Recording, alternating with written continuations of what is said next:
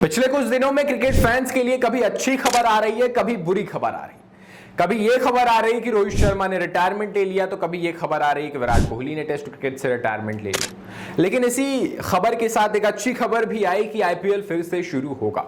हम सबको ये उम्मीद थी, यकीन था, भरोसा था कि आईपीएल फिर से शुरू होगा और अब इसका ऑफिशियल अनाउंसमेंट कर दिया गया है कि आईपीएल 17 तारीख से फिर से शुरू होने वाला है। 17 तारीख से शुरू होगा आईपीएल, 3 तारीख तक खेला जाएगा, यानी 17 मई से शुरू होगा, 3 जून तक खेला जाएगा। जिस बदलाव की उम्मीदें थी वो बदलाव हुए हैं, वेन्यूज में चेंज हुए हैं। अब 6 वेन्यूज में मैचेस होंगे, जिसमें दिल्ली को चुना गया है, मुंबई को चुना गया है, बेंगलुरु को चुना गया है, दिल्ली को चुना गया है, जयपुर को चुना गया है और लखनऊ को चुना गया है। जो मुकाबले धर्मशाला में होने थे वो मुकाबले अब धर्मशाला में नहीं होंगे, जयपुर में होंगे। ऐसे कुछ मुकाबले दिल्ली में होंगे, कुछ अहमदाबाद में होंगे। 3 न्यूट्रल वेन्यूज चुने गए हैं। चलिए, आईपीएल शुरू होने वाला है, ये तो लगभग अब तय है। लेकिन सवाल ये है कि क्या आईपीएल में उतना ही मजा आएगा? क्या आईपीएल पहले जैसा ही रहने वाला है? क्योंकि आईपीएल की अपनी एक खूबसूरती है, जहां पे फॉरेन प्लेयर्स होते हैं, इंडियन प्लेयर्स होते हैं, सब कुछ होता है। लेकिन अब बहुत सारे फॉरेनर जो प्लेयर्स हैं, जो विदेशी खिलाड़ी हैं, वो अपने देश वापस लौट चुके हैं।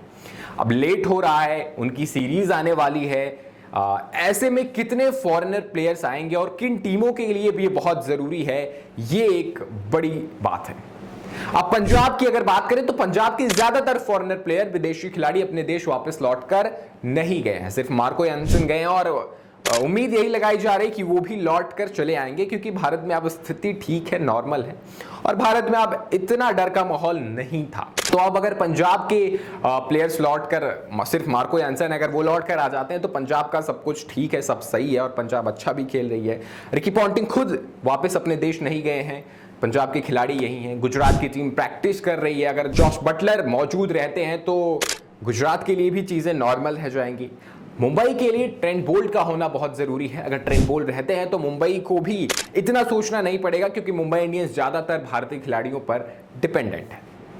लेकिन बेंगलुरु के लिए ये मुश्किल हो सकती है, ये मुश्किल लखनऊ के लिए हो सकती है और ये 2 टीमें हैं। दिल्ली के लिए भी मुश्किल हो सकती है और ये 3 टीमें हैं जिनमें बहुत लड़ाई है टॉप 4 में पहुंचने की। अगर इनके फॉरेनर प्लेयर्स नहीं आते, खासकर दिल्ली के लिए अगर मिचेल स्टार्क नहीं आते, और यही माना जा रहा है कि मिचेल स्टार्क नहीं आएंगे बचे हुए मुकाबलों में।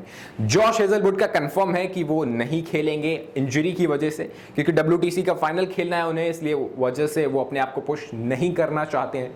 ऐसे तमाम और भी कई फॉरेनर प्लेयर्स हैं जो शायद लौट कर ना आए इस साल के लिए। जो नीचे की टीमें हैं, जैसे चेन्नई की टीम, वो बाहर हो चुकी है, हैदराबाद बाहर हो चुकी है, राजस्थान बाहर हो चुकी है। तो ये टीमें जरूर चाहेंगी कि इनके जो फॉरेनर, जो विदेशी खिलाड़ी हैं, वो ना आए। कोई दिक्कत नहीं है, क्योंकि अब इनके लिए बचा भी नहीं है कुछ, तो ये अपने यंगस्टर्स को मौका दे सकती हैं।